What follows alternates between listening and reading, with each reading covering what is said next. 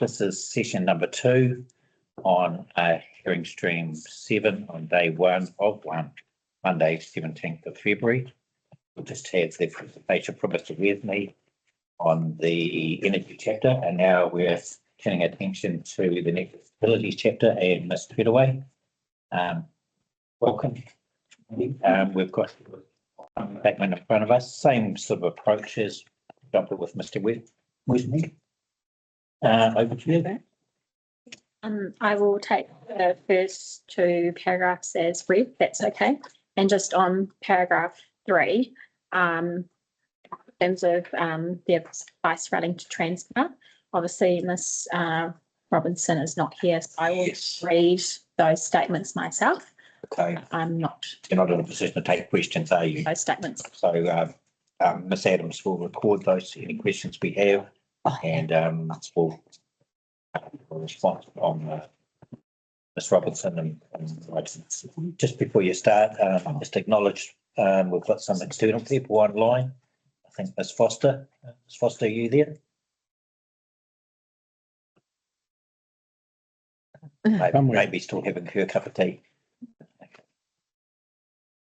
And the rest are internal people. Thank you, Ms. Tweedaway.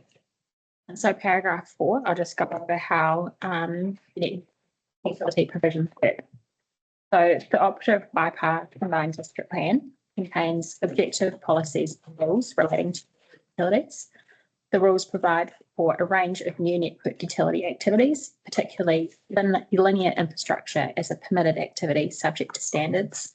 Small network utilities in the road reserve are a controlled activity, and other network structures in the road reserve are a discretionary activity. Yes, can I just with the operative plan, was there a self-contained chapter, or were the network utility rules entwined into the rules?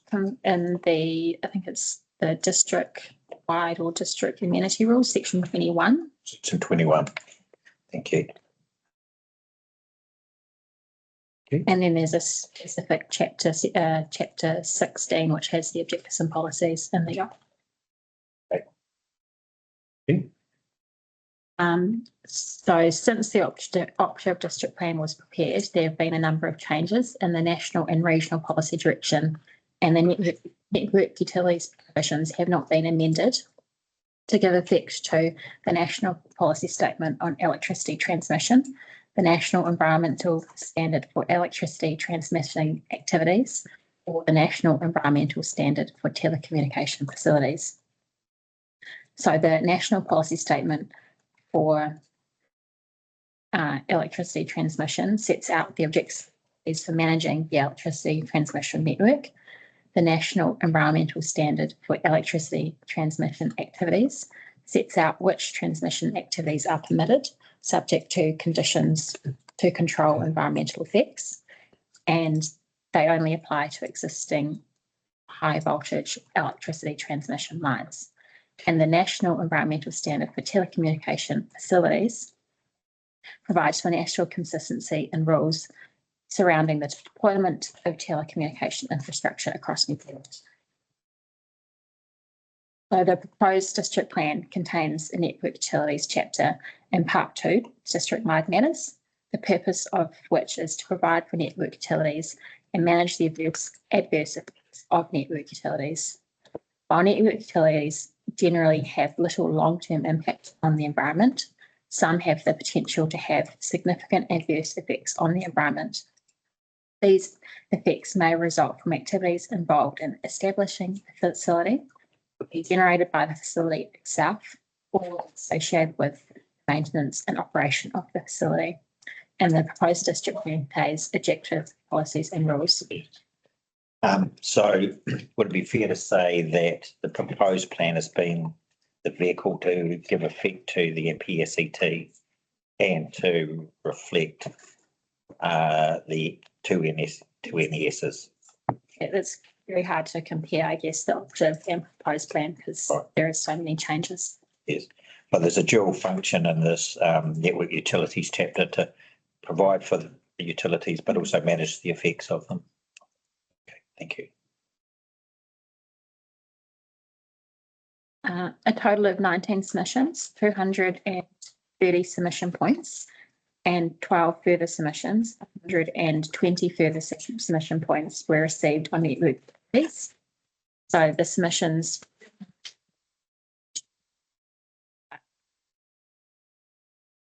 relating to further information. So paragraph 8, I've read the respective evidence of Genesis Energy, Mr. Matthews, Greater Wellington Regional Council, Mr. Pangi. It's Miss Banky, isn't it? Yes. Sorry. Chorus Connexa, 40 South, 1 New Zealand and Spark, the joint statement, and also from Mr. Anderson, Powerco, Mr. Horn and Mr. Schofield, Meridian Energy, Miss Foster, Enviro NZ, Miss Rosa, and Kiwi Rail Holdings, Miss Grinlinton Hancock. And I respond to this evidence below. In terms of paragraph 10, Mr. Wesney has already discussed evidence of Ms. Bangi. So I won't go into any further detail on that. It's fine, just the same, encourage that conferencing to occur as soon as reasonably practical and in time for the right of replies, energy and network utilities. And in fact, we think it would be premature. I mean, if that hasn't occurred, then it's be premature to undertake the right of reply without that information, we think. Unless you think it can be adequately ring fenced. I agree with you that that's the last remaining matter for the ecosystem. So now's the time to wrap it all up. Thank you. So on key issue 1, which is the introduction, Ms. Grinlinton Hancock has considered that the introduction should be amended to include rail infrastructure. Ms. Grinlinton Hancock considers well that there's no reference to rail or the rail network in the network utilities outside of the phrase in the introduction. Outside of this phrase in the introduction, the PDP definition of network utility includes a person who constructs and operates a railway line, Kiwi Rail. But I agree that the PDP definition of a network utility operator includes a person who constructs and operates a railway line. I do not agree with the suggested amendments, as the railway network is not addressed anywhere else in the network utilities chapter as they're covered in the transport chapter. In response to Ms. McLeod, Transpower, I consider that it is clearer and efficient for the plan users all network utilities provisions to be contained in one chapter. I would be open to discussing any wording for a specific policy on the national grid that was contained within the network utilities chapter with Ms. McLeod. Yes, and I've had the opportunity to read Ms. McLeod's evidence, and at the very end, she expresses a similar openness to doing that. Presumably, if we afforded that opportunity, it would be a matter of just repackaging those provisions as opposed to introducing any new provisions or changes to them. Is that the way you see it? I would say so, but it is also a Transpower point. Yeah. Yes. But yeah, I'd see it as a repackaging provision. When you say it's a Transpower point of contention, you mean? Yeah, that is a Transpower submission point. Yeah. Oh, of course. Yeah. Sorry. Yeah. Okay. Well, we'll discuss that with Ms. McLeod. But reading her recirculated evidence, she seems to be open to that possibility. And it hasn't. None of that's occurred, to your knowledge. None of that's occurred to date. Okay.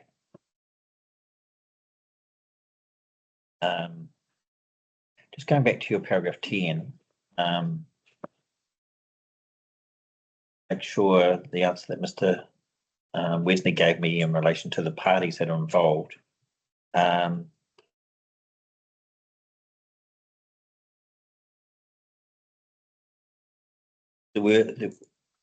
terms of the infrastructure providers, was it record.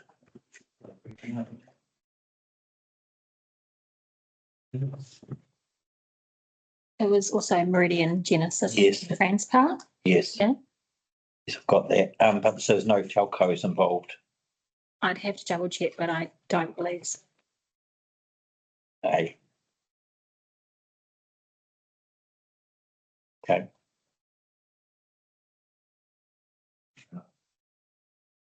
Okay, do you want to go to issue 2, 1.2? So the network utilities objectives. So objective 2, adverse effects on network utilities, and also a bit of policy 4 and policy 5 is contained within here. So Mr. Anderson considers that NU 02 be amended so that adverse effects of network utilities on the environment are avoided, remedied, mitigated to the greatest extent practicable. And a similar amendment is seeking that adverse effects resulting from the height, bulk, and utilities were managed where practicable without compromising the function or need of the proposed network utility, including recognition that there are technical and operational constraints that make undergrounding of network utilities impracticable or unreasonable. NUP 5 is also sought to be amended to include a qualifier regarding how practical management of adverse effects are for network utilities. So in response to Mr. Anderson, I agree that the term practicable is used within other planning documents. However, I consider the term weakens the objectives and policies, and while the requirement to avoid, remedy, or mitigate adverse effects. I note that NU 02 recognises the functional and operational need of network utilities and where they need to locate, and I still do not consider any amendments are required. RMA? Yes. I've been looking at the quick change version. I noticed that you have recommended changes to policy 4, E and F. Yeah. In E, you've changed the word, recommended the word possible, which was a response to a might have been PowerCo or might have been Mr. Transpower, Mr. Horn, wasn't it? Mr. McLeod. Yeah. I think he's talking about the difference between possible and fact. And in F, clause F, you've added the words well,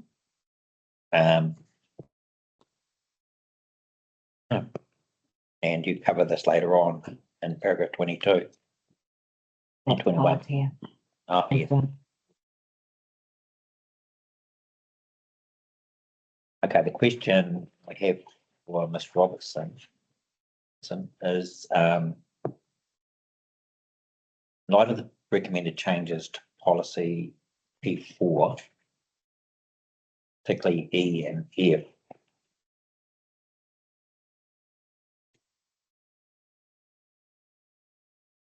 is there now a disconnect with objective O1? O2, sorry, O2. Or can the wording of NUO2 be maintained as a broad objective with the policies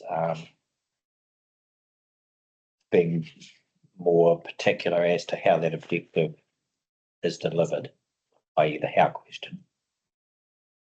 Oh yeah, in NUO2 being the statement of the goal, which is to avoid, remedy or mitigate adverse effects, and the policy P4, how that goal is delivered, recognising that mitigating adverse effects won't always be practicable.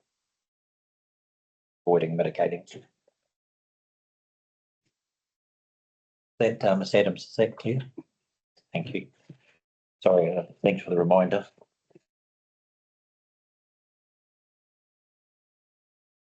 Okay, so just remind me where you're reading. Okay. Ms. Robbins. Key issue 3. Policy 1, so Transpower again. again. Ms McLeod does not agree with deletion of substantial from clause C. And substantial has the purpose of distinguishing minor upgrading, which is enabled in clause A, from other upgrading that is addressed in clause C. I agree with the amended wording and the reasons provided by Ms McLeod and the inclusion of that are not minor upgrades.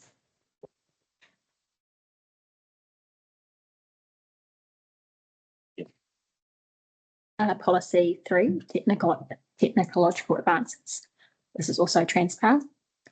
As stated in response to Ms McLeod, as stated in the 42A report, I still have concerns that providing for new technologies may have unintended consequences, and council's ability to consider any adverse effects that might arise from new technology could not be fully explored.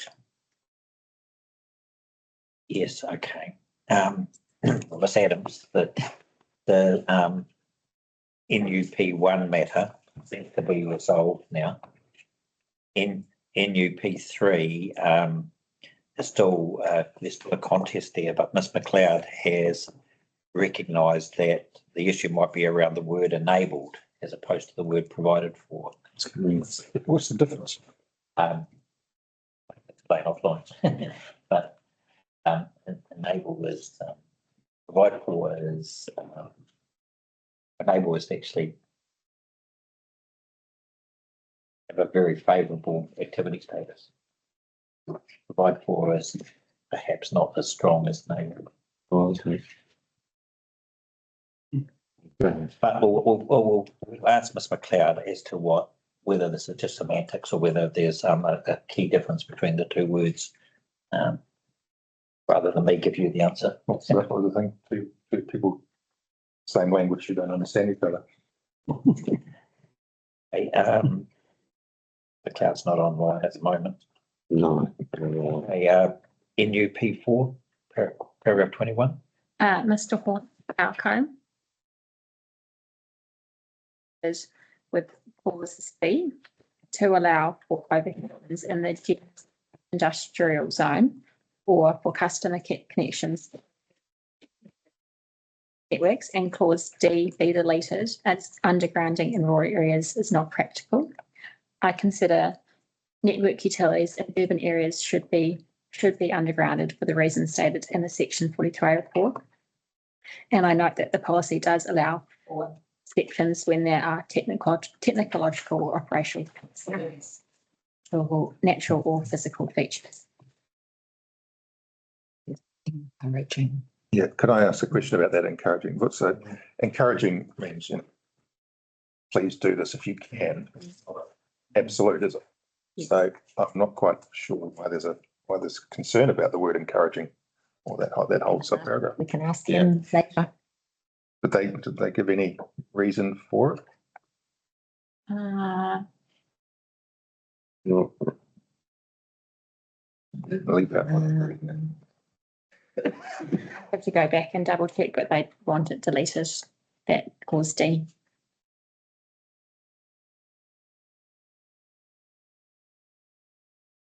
Imagine that probably everybody living anywhere would rather underground than overheads in this day and age. So clause C and D, C actually requires undergrounding in urban areas. D encouraging undergrounding In in others areas. Okay, other zones. so that would be industrial mixed. Yeah. What's the rule framework to give effect to C and D? For that attention? So that is 2 new underground In zones? permitted, yeah. Yep. And then NUR, Well, hang on, just before you go, that subject to the yeah, the electro. yeah, okay, that's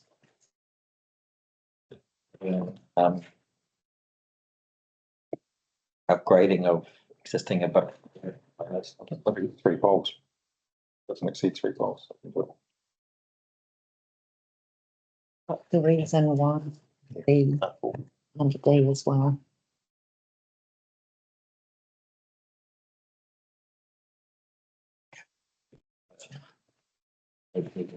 Three pole extension is permitted, but beyond that, it goes to RDA. Is that correct?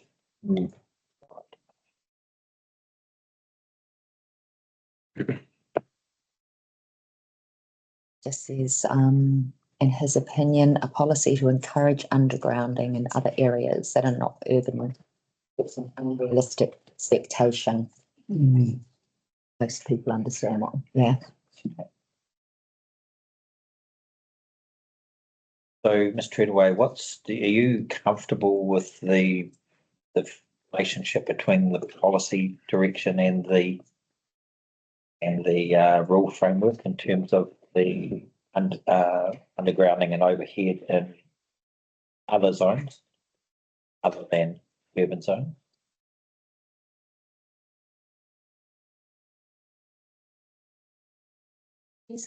Yes, the new owned. Yeah. Permitted. The policy refers to urban areas. Okay. Just double check that.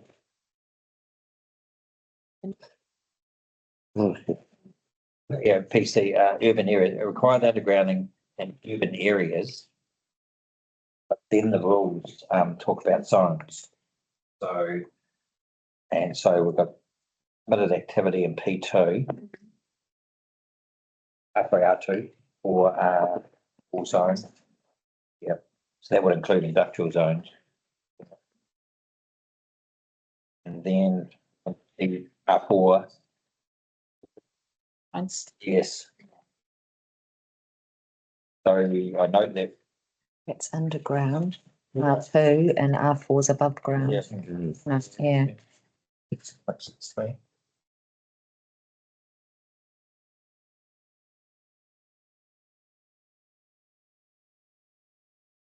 So what's the status of a above ground in an industrial zone?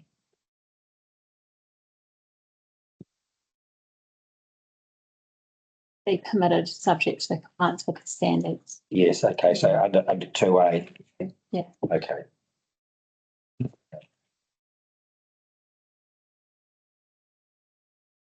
What other zones would that include? Would that include a mixed use zone? So all other zones? Yes. No. Yeah, it includes, I guess, there's in NUR4, the residential and commercial have those A, B, and C. And then all other zones, all the zones have just required to comply with the standards. Yeah. So the commercial zones are the town centre, neighbourhood centre. Mixed use zones. Okay, thank you. Me too. 22.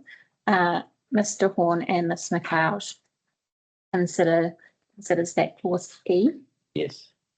be amended to change possible to practicable. We've already discussed that. Yep. Yeah, Kim's. There's been agreement there. Okay. Mr. Horn also considers that F on requiring adoption of sensitive sign to integrate with existing built form and landscape and to maintain character in the surrounding area is deleted, as it does not recognise the functional and operational utilities. As set out in the Section 42 report, I consider network utilities should be sensitively designed as it achieves the objective of avoiding or mitigating adverse effects.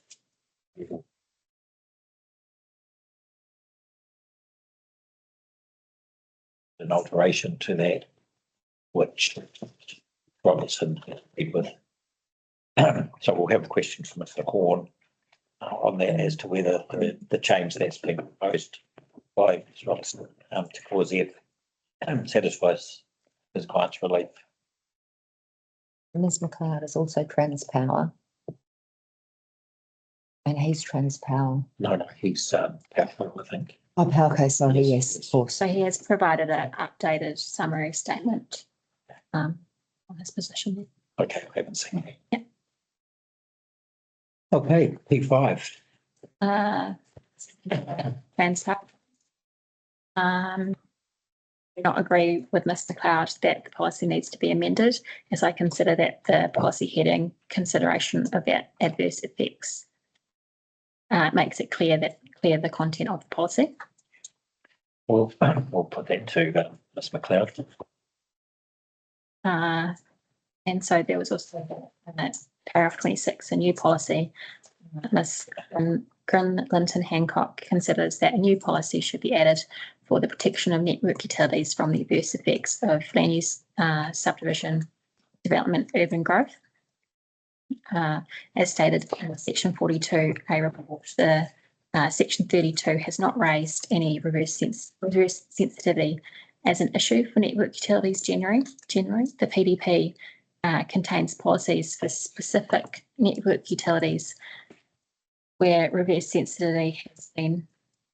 Sorry, I'll start that again. The PDP contains policies for specific network utilities where reverse sensitivity has been identified as a significant resource management issue in the Wairarapa. I still do not support adding this policy to network utilities chapter. We'll take that with Ms. Linton Hancock.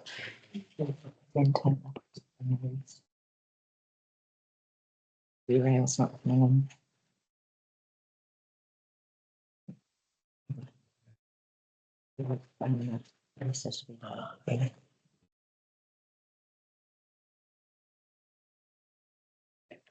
Thank you. So on to the rules. So paragraph 29, this covers a number of rules. Rule 2, 5, 7 to 11, 15 and 16. So Mr. Matthews considers that these rules should be amended to delete the non-complying activity status and replace with a discretionary activity status as set out in the section 42 report.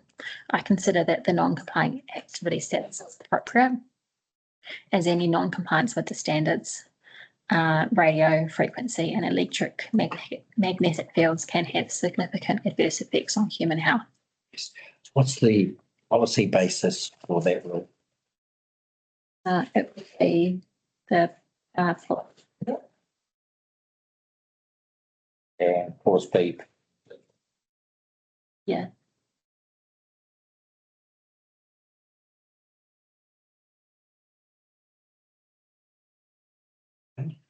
So paragraph 30, rules 4, 5 and 11. Mr. Anderson considers that these rules should only refer to relevant standards that are specific to the activity. There was a point raised by Mr. Anderson that not all standards will apply to every activity.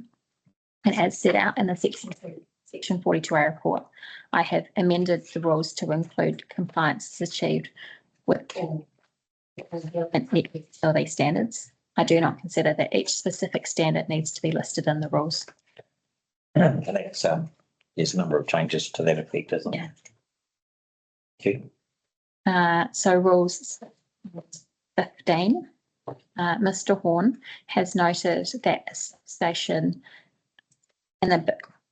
substation in the building in NUR 15 is more restrictive than an outdoor substation in NUR 6, and considers that to incentivize indoor use of indoor substations, Rule 15 should be amended to allow for buildings housing network utilities to have the same building envelope as the zone. I consider that the nature of indoor substation buildings are not that of a typical building and are more utilitarian, and therefore it's not appropriate that they are controlled by the zone standards. Can you just expand on that, just in plain language, show me what you're saying there? So I guess a building that was housing a substation, it could be just the big box, whereas the zone standards are more designed to control like say the residential zone, a typical dwelling. But So why are we concerned about what's inside a building? I guess that they're wanting the design of the standards has been designed to control residential building, perhaps in the residential zones, whereas they're trying to build a structure that its purpose isn't for the same purpose, so it could be designed differently and just be, I guess, a blank sort of faceless structure. Well, you know, if you drive around and you look at a substation out there, they're pretty eyesores as they are. Yeah. So if you were to put all that into a building, Yeah. the amenity value of that is significantly better for the people living in that district than an outdoor one, wouldn't it be? It could be, but that building could also be a big, large structure with no windows that isn't very appealing either. If it matched the building standard, the standards for the zones as opposed to under this rule. So under this rule, it would have a maximum building and structure height of the zone, as long as it didn't exceed 10 meters. It couldn't exceed 20 square meters in footprint. Would have to be set back from a site boundary of 3 meters. Other three bulk locations that would apply if it was above the zone, presumably. Dead of the zone, I should say. Yeah. I guess I just see it as the zone controlling different things to what network utilities provisions are. And there is a risk of having a much larger building if we applied the zone rules as opposed to this, I mean, you were involved in drafting these provisions, weren't you? How was the 20 square meters derived for the building footprint under this rule? I would have to go back and look at that. That's considerably smaller than a dwelling. Yeah. That's even smaller than a double garage. Double garage would be, say, 36 square meters. Yeah. We mean not much, is it? Yeah. So at the moment, Mr. Wesley's just pointed out, it's 10 square meters in the operative district plan. The operative district plan is 10 square meters, so we've increased it. We've doubled it. Presumably, there's no footprint control in the zones generally for buildings. It's if we had maximum site coverage, 35-40%. It'd be setbacks, be recession plans, but there's no footprint control as such. I'm not aware of all cat lines, but I don't believe there is. Yeah, guess what I'm trying to get at, Mr. Treasurer, is whether, and we'll have to hear from the submitter here. They have provided, I think in this, I don't know when it went online, some photos of some buildings that. They did, yeah. Yeah, which are less of that kind of structure. They're more residential, perhaps. Wouldn't we be more inclined to be going down the line of, from an amenity perspective, trying to actually provide rules that encourage enclosing these rather than restricting them and forcing them to do outdoor ones, which I don't know anyone who sort of buys next door to a utility going, that's a great site. It's not like train spotting. It's very different. They are visually awful looking facilities, but necessary. So going the other way would be probably enhancing the quality of life in those zones if you could enclose them.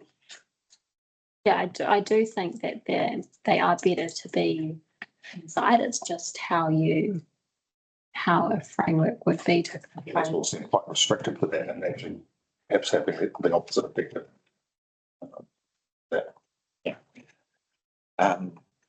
What is it the transparent? It's Mr. Morris. What's the size there? Look at. They want it to comply with the underlying zone. So there'd be no footprint. Yes. And so what's wrong with that if it meets all those other requirements within that zone? I guess in those zones that some zones have no footprint requirement, it's more of a site coverage requirement. So you could result in quite a large building. Yeah. And the fact that. But if it's already allowed in that zone, I suppose, what does that matter? I guess it's what the other saying is there's an amenity consideration Mm. for a large utilitarian building. Building with no windows. We need to explore this with Mr. Anderson. I guess what I want to understand from you is whether there might be, I don't want to call it a middle ground, but some room to manoeuvre and from the 20 square metres. And that's why I wanted to understand what the basis for the 20 square metres was. So I want to put it to Mr. Anderson that As well. On the thing too. okay, well, Mr. Anderson and Mr. Horn, but certainly in relation to 20 square metres, Mr. Anderson, that that really some control footprint might be necessary. Now, 20 metres might not be appropriate. We need to understand how that relates to the function of the buildings that are needed to house these facilities, and they are largely telecom type activities, chorus, spark, etc. There could be many exchanges. There could be large cabinets. There could be mobile phone cabinets, sort of thing. So, want to understand why 20 metres doesn't cut it, and what an alternative might be, rather than going to the zone standards. Is it a capacity to perhaps put some rules around what the building is to look like as opposed to the size of the building? Or, just rather than to take Robin's saying that rather than a concrete box, actually saying, well, actually, it's got to, if you're going to do this, it's got to be in line with the environment in which you're building it. Might be a better way to perhaps think about it. I assume these buildings don't have to come up to the building code, do they? Yes, they will. Yeah. Well, 20 metres. 20 square metres. Yeah, probably new rules, I would have thought. Yeah. Yeah. Yeah. This is Chris Horn's. You've got no controls over them. That's 20 No. metres. Yes. Let them go for it. Build them one way around it. Okay, well, there's some questions from Mr. Anderson and Mr. Horn. Yes. And the same would apply to 41, I guess, with the 3 metre setback. Get it built. Do you want to just read 41, please, Mr. Edward? 41. So Mr. Horn, this is on Rule 15. Mr. Horn considers that the rule should be amended to provide an exemption for equipment in legal roads from 3 metre setback from any site boundary in any residential zone. The reason given was that the road corridor manager often requires network utility equipment to be placed in close proximity to the road boundary. As stated in the Section 42 report, consider that structures located in the road reserve can still generate adverse effects, and therefore I do not recommend any changes.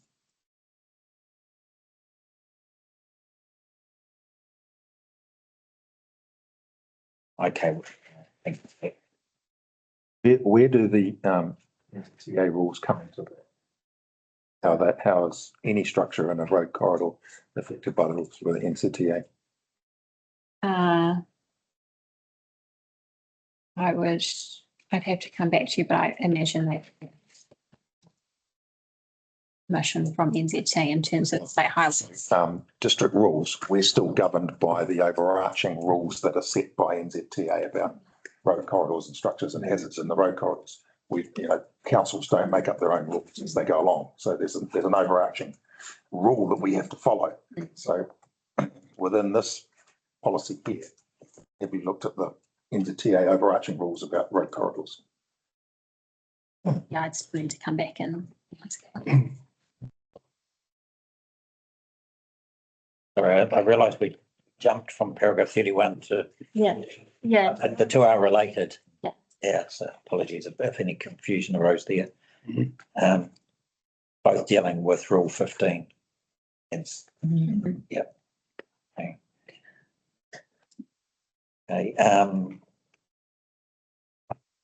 Okay, shall we go to 32 then? So this is a transfer point. Rules 9 and Rule 16. Ms McLeod considers that now we're having different. I note that as a permitted activity, Rule 9 compliance is required with all utility standards, and in the rural zones, a 25-metre height out. The higher the voltage of the line, the more likely a greater height or more bulky structure is required. I therefore consider that both rules are required. Yes. Have you read the evidence of Ms McLeod on that? She disputes. This is Transpower again. Oh, Wording more likely as opposed to. yeah. Okay, sorry, you're absolutely right. As Ms Robertson, that I should be addressing this question too. Ms Adams will have some questions for Ms McLeod on this. Panel are of the view that our Brave is a reasonable point about voltage not being a surrogate for effects. It's just an initial observation at least, and we'll need to understand what other relevant Vulcan locations. Yeah, so we'll take that with Ms McLeod, and it may be that we will direct some conferencing between Ms Robertson and Ms McLeod to see whether there can be a resolution of this one. Apologies. It's quite confusing when I out. Okay, is it 33 now? Yeah. Non-transparency. Mr Horn, Powerco and Mr Schofield in the evidence have sought an increase to the permitted height and footprint standards to match the size of equipment proposed to be used. I agree with the reasoning provided and recommend that NU 10 is amended as shown in the appendix. They were just some.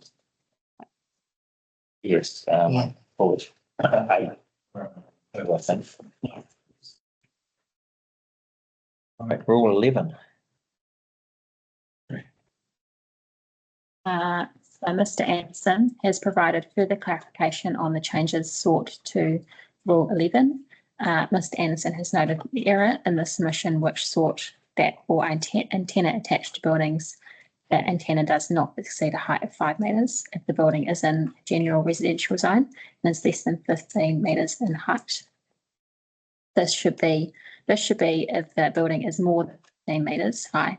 This would align with regulation 37.4b of the STF. Which is found in this. Yes, when I should read, paragraph 36. Mr Anderson has also sought that other network utility buildings or structures that do not exceed a footprint of 2 metres squared instead of the 6 metres squared is notified, and a height of 2 metres instead of 1.8. Residential zone, its footprint 5 square metres and a height of 2.5 metres, and this aligns with regulation 23 of the NESTF. Again, we can take that as read. So I agree with Mr Anderson that there should be alignment with between the PDP and the NESTF, and therefore recommend a revision to Rule 11. 13. Mr Anderson has provided clarification of the front face of an antenna. The front of a panel antenna is the face which faces outwards from the structure that the antenna is mounted on, being the face that can be seen when viewing the antenna. And Mr Anderson has recommended the following definition: the face on the outside of a panel antenna which faces away from the structure on which it is mounted. The joint evidence 40 South 1 NZ and Spark has also included an image showing the different panel faces. I consider that based on this definition would provide further clarity for plan users, and I have recommended the NUR 13 as amended. Part 14. Mr. Anderson considers that the word "and" should be replaced with "or" in the matter of control in point 1 under NUR and under Rule 14 as functional and operational need. I agree with the points raised by Mr. Anderson that functional need and operational need are two different tests and defined accordingly. Meeting either test rather than both tests is appropriate, and I recommend that NUR 14 is amended. That's understandable. Just notice now that part 13, matters of discretion, uses the word "and" under clause 1. Functional and, yeah, Probably other examples of that too. Yeah, it is. as well. Yeah. Now, it may not be scope, but with some consideration, we'll put this to the submitter, Anderson. Just see whether there needs to be any change there. Given there is scope, you might want to have some support to that also. Probably also appears in the policies too. and it's in the R11 as well, under matters of. Yeah, I see it. Yeah, Yeah.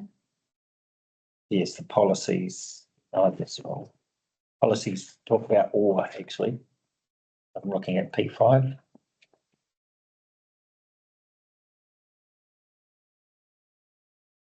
actually, it's all the way through the rules. I think it's all the way through the rules. Yeah.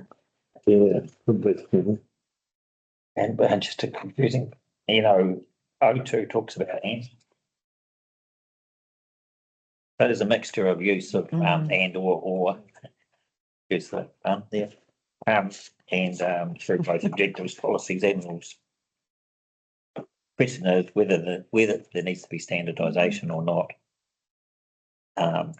And then it's a question of whether it has scope or whether it's a clause 16. Or whether the change that's been requested by the submitter is an outlier, whether it really matters. So again, we'll put that to Mr. Anderson.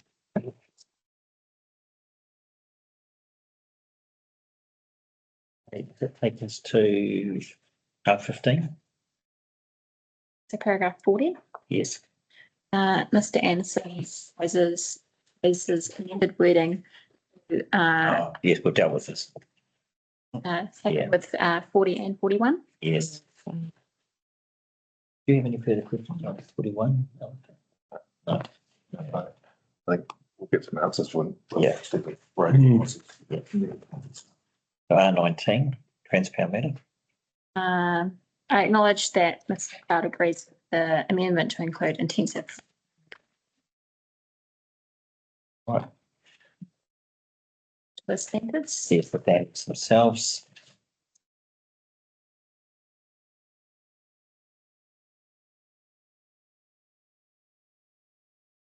Okay.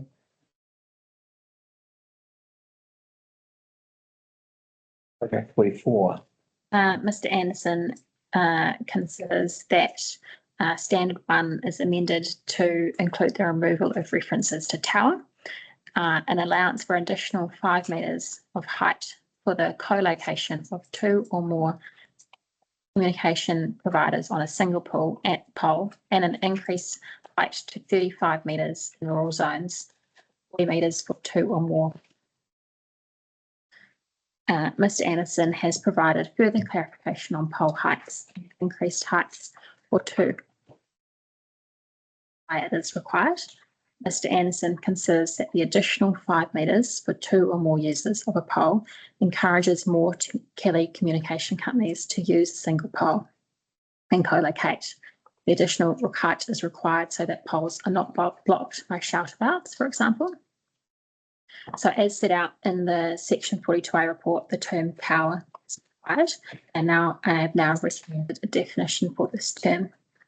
I consider that both the number of poles and the height of poles can generate adverse effects, and therefore a taller pole should not be permitted where there are 2 or more users of a pole.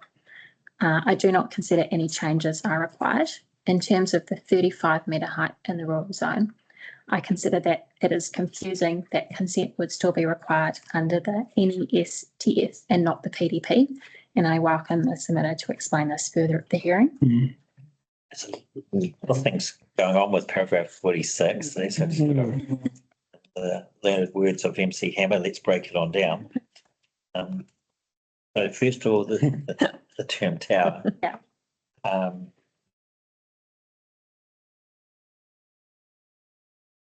Where have you derived the definition of tower? The tower definition came from the NES.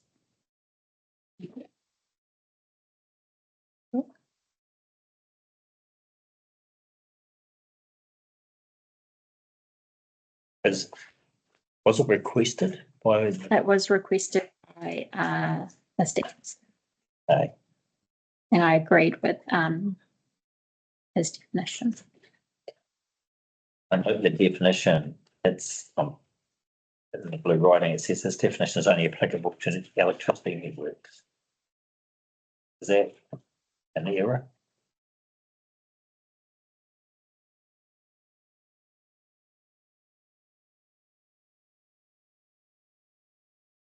I need to relook at that. Yes. Yeah. That wasn't the intention though, was it? I don't think it was. No. No.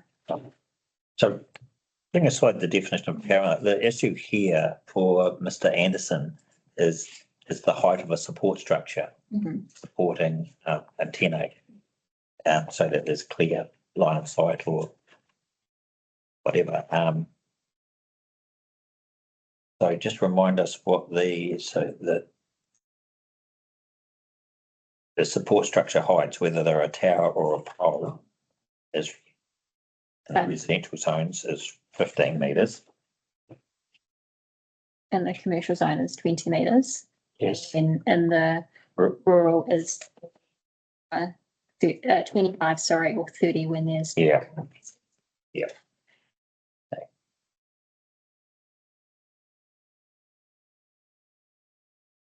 Can I just, what would you perceive to be the adverse effects of another 5 metres on the rural zone? Well, he was actually in the rural zone, was requesting I need to look at it was a 35 or 40 metre height. And it would be the definition, but the 25 to 35 metre height would be controlled by the NESTF. But you wouldn't need consent under the district plan, but you would need consent if it was over 35 metre height under the district plan. So that's where there was some confusion as to when you would need consent. And I think he has explained that a little bit in his statement. Some have something that, some haven't. Yeah. Let's putting aside the apparent conflict between the NES and the district plan. And working backwards in the rural zone, the notified plan has 25 plus 5 to 30 where there's 2 or more. Mr. Anderson's asking 35 to 40, and you're not supporting that. And in the commercial zones,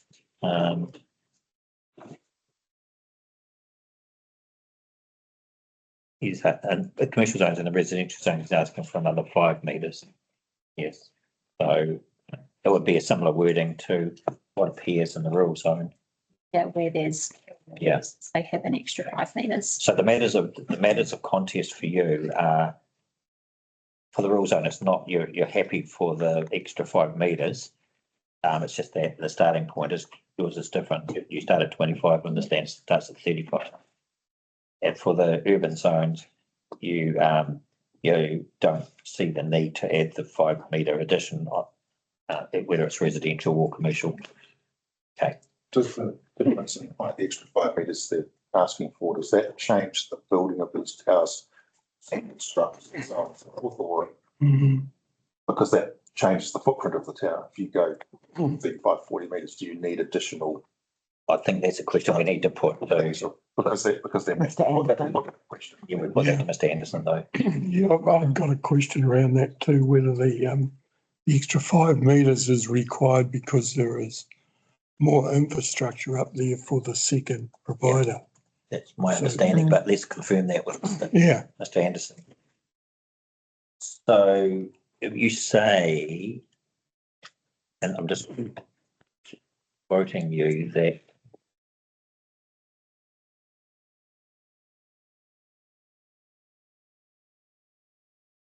this is your paragraph 46. That both the number of poles and the height of the poles can generate adverse effects, and therefore a taller pole height should not be permitted where there are 2 or more uses of a pole. That's in relation to the urban zones. Yes. Yep. Okay. Just because you would have less poles if they could co-locate, Yes. there'll be an effect. So is the effect of co-location on one pole different from co-location on a long co-location with 2 operators on one side? So you're saying if there was 2, If there were 2 operators with 2 separate poles built to the maximum height, have you considered that effect versus 2 operators on one pole with a 5 metre addition over the notified height?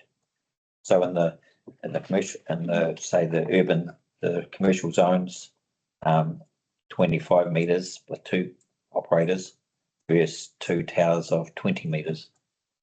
Have you considered the difference in the visual effect of those 2 scenarios? I could consider it more, I guess, but I still see that even if there was 1 pole or 2 poles, there is still an effect. Okay, Yeah. I guess what I'm trying to understand is the net effect of an additional 5 metres with 1 pole, Is it? is it less than the effect of 2 poles at the maximum height of 20? Potentially. Yeah, Mm. okay. And that would be an increased footprint. Is that something that you would be happy to discuss further with Yeah. Sanderson? Could be helpful to discuss. Yes. Yeah. Clearly, we would need to understand the functional need for an increased height in zones. Have you had a chance to compare these height regimes for the residential and commercial and rural with other district plans around the country? I'd have to look back exactly what's in the 32, but I also think that could be helpful. It Yes. would be useful, particularly the second generation plans that there's a group of them, Timaru, West Coast, I think Waimakariri, Northland, I think was the other one. How they're dealing with that issue. And again, at a scale of when you're getting anything over the 30 metres, is it actually discernible what that additional 5 metres is, or no? I mean, I don't know. I've been playing devil's advocate there.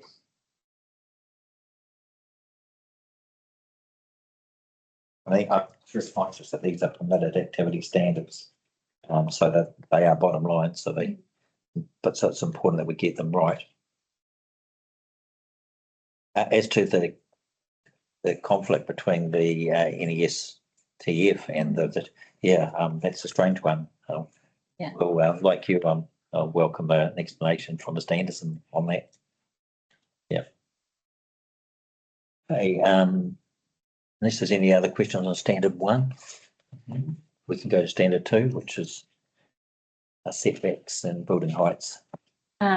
Mr. Horn considers that the standard is amended to provide an exemption for overhead lines and structures in roads from the requirement to meet the zone building height, setbacks, and height in relation to boundary controls.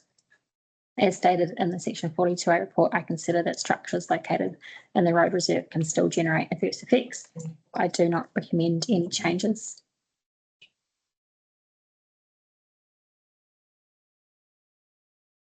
That comes back to my previous question, about what you could build in the road reserve under the new, NZTA is actively trying to remove things out of the road reserves all around the country. So this might become a moot point.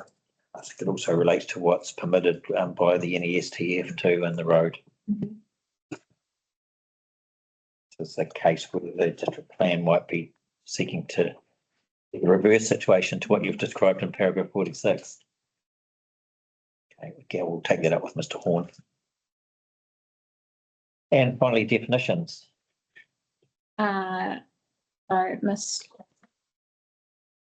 NZ, in her evidence has sought that the definition of infrastructure should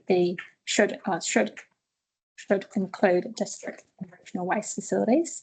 As outlined in the section 42A report, the definition of infrastructure has the same meaning as in the RMA, and deviating from the RMA definition may have unintended consequences for other sections of the PDP. In addition, the Wellington Regional Policy Statement also adopts the RMA definition of infrastructure. I do not consider any changes to definition are required. The RPS definition of infrastructure presumably doesn't include district and regional waste facilities. Okay. Definition of tower. Mr. Anson considers that NUR3 should be amended to align with the defined terms in the PDP, and that including a definition of tower would provide clarification. I agree with the points raised by Mr. Anderson that a definition of tower would assist plan users with assessing the permitted activity requirements in NUR3 and NUR4. That tower is defined in the PDP. Yes, to the question earlier where it's derived from. Anderson provide a definition. I believe it does. Well, it came from the NES.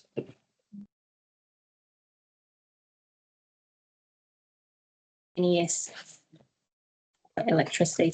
Yeah, It is. and that's possibly why that. It's Yeah. not, yeah. But you expect that it's and also, and therefore that last line would be Sign is not required. yes. Do we get poles that are 30 metres in length?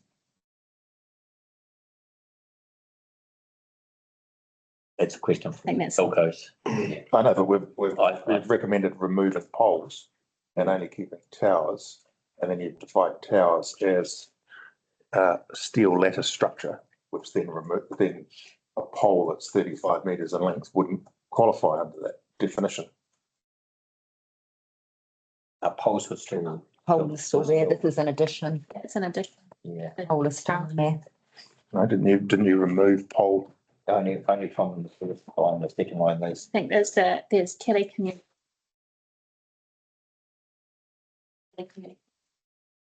Polars. That's duty. I thought we removed pole out of Yeah. one of that. That's but actually because it's in the second line. Yeah, it's there. See.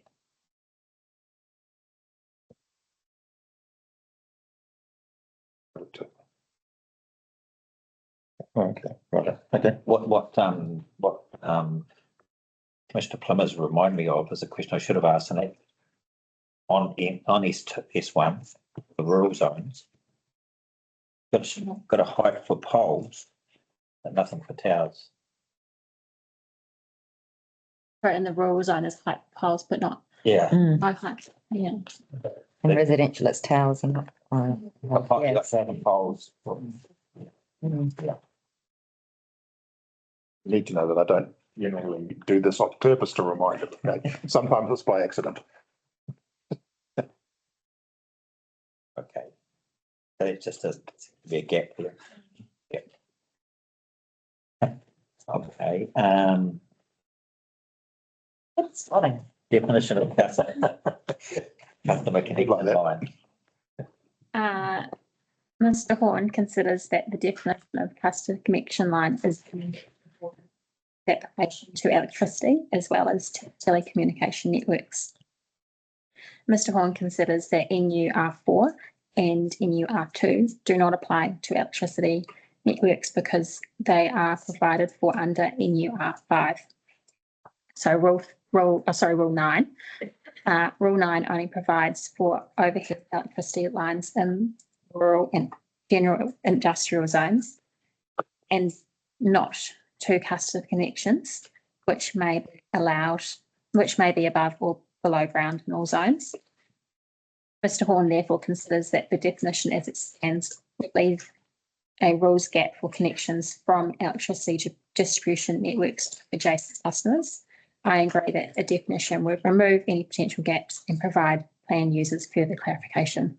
Is it just a alteration to the definition? What's the new definition? It's a Alteration. it's an alteration to a definition to expand it to include electricity. Okay, it makes sense. Definition of upgrade. Ms. Foster considers that the definition amended considers that the definition as recommended be amended, referring to energy activities is problematic, as this term is not defined in the PDT, and the term electricity generation activities is more appropriate. I agree with Ms. Foster and adopt this recommended amendment. With that definition that you've got there, then going back to what we spoke about in the previous presentation, make Ms. Foster's application moot, because it wouldn't, that definition wouldn't allow you to expand 100 metres out from the line, or that talks about efficiency of existing systems, not expansion of existing systems. Is that how I'm reading it? Is that right? So that would not meet then Ms. Foster's view. That'd be a fair comment. So that's what I think Meridian is seeking, is applying that definition with the metrics. So you do those things about increasing the carrying capacity, for example. Yeah. That you do that by increasing the size of the turbines. Oh, yeah, you could increase the size of the turbine on the existing pole, not move the turbine 100 metres and build a new turbine. Yeah, so that would be an upgrade. I would suggest that's what a layperson would understand by upgrade. Yeah, and that definition would allow that, but that's not what I understand they're seeking, though. Is it? They're seeking beyond. Well, I'll let them explain what they're seeking. Yeah, their reasons. Okay, I'm sure Ms. Foster's listening at that stage. So. Okay, I see now that the term upgrade would apply to both renewable electricity or network utilities. Yeah. Yes, I just read that earlier. Yeah. Okay. Paragraph 53. Great.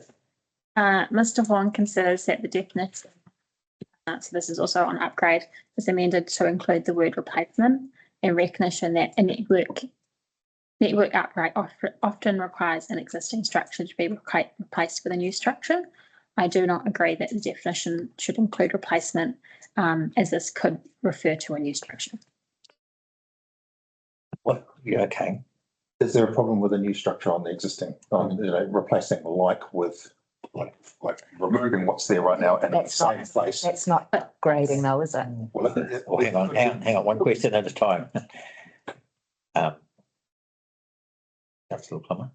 Yeah, so that's the question, is there's an upgrade because technology says, okay, we're going to replace this tower with this tower as the upgrade, because the new technology won't fit on the existing tower, but it's going to be in the same footprint, the same site. Is that an upgrade, or is that an expansion? I can see that a replacement, when you're replacing like for like, it becomes a new structure. But yeah.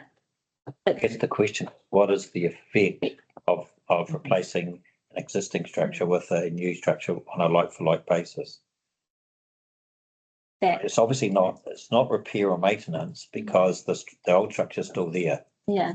So, I mean, if it's necessary to improve or increase the carrying capacity, operational efficiency, security or safety of the existing infrastructure by a replacement structure, yeah,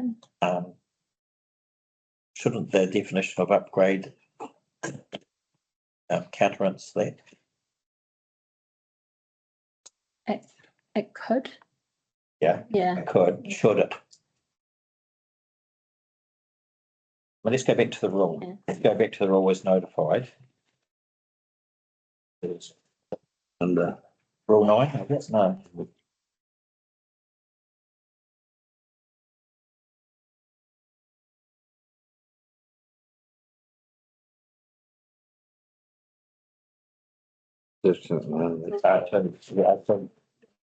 4. So, Rule 3, upgrading of existing above ground net are permitted and all times where realignment, relocation or replacement of a line type, oh, that's pole, tower, conductor, uses the word replacement there. does, Provided that a pole is not replaced with a tower, we know Yeah, now what a tower is. A replacement pole, again, the word replacement. yeah. 3, a replacement pole. Yeah, the word replacement is used a lot, so I just wonder whether the definition should therefore recognise that. You can reflect on it. Yeah. And we'll put that to Mr. Vaughan. Okay, and definition of pole, I think it's the last definition, isn't it? yep, Mr. Horn considers that the definition is not fit in regard to how the term is used in the rules. It has broader application than just poles within telecommunication antennas. As set out in the section 42 report, the definition name is the definition provided in the National Environmental Standard for Telecommunication Facilities, and I do not think. Okay, that's a reasonable point that we'll take up with Mr. Horn. Okay. Okay, 55, we can take that as read. Why don't you take us through 56? So these are the changes that you've recommended. Amendments in the pre-circulated evidence on network utilities chapter are policy 1, amend to remove reference to substantial upgrades and include upgrades that are not minor upgrades. Yes, and that was the alternate relief by the transparent matter. No. Policy amend to include the term practicable. Rule 13, front in relation to the front face of that antenna.